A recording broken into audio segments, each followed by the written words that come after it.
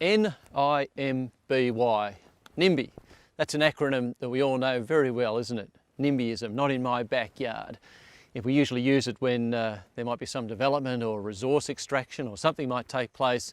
We may not mind it in principle, but we really aren't thrilled about it being too close to home.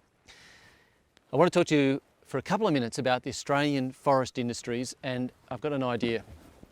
I want to see if you'd join me in agreeing that we need to take the N out of NIMBY. We need more forestry in our own backyard.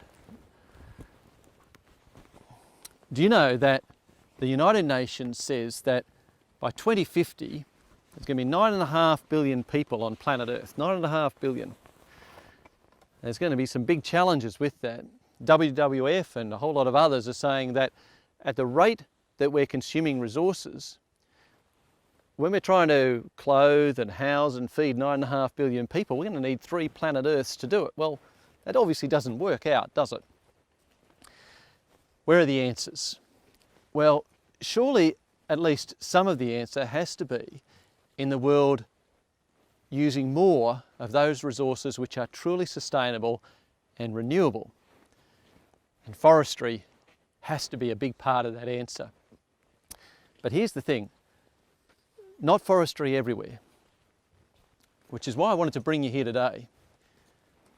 There's something very special taking place here today, and it's got to do with these. Rebecca, thanks. Here's another box of seedlings. Thanks, Ross. You see, right across Australia in the winter months, this takes place. What they're doing here is re-sowing, replanting small trees after a harvesting operation has taken place. So the ground's been prepared, the little trees are going in, and over the next 10, 15, 20 years, they'll regrow and they'll be another forest. And it's not just these sort of trees.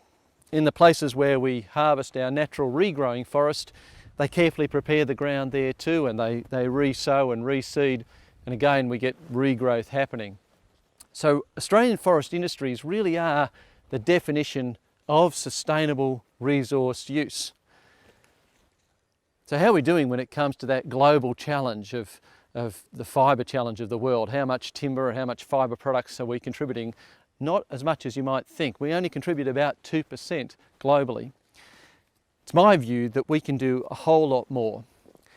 I think it's got to be the same view if you have a global environmental outlook. If you care about the planet, and if you care about where those massive resource needs are going to come from, then surely you should be able to join with me and say we need to do more of this sustainable industry in the places where it's best managed and where we know that the trees are going in after they're being harvested. So, as I said at the beginning, let's start to say, when it comes to forestry, more in our own backyard, more in my backyard.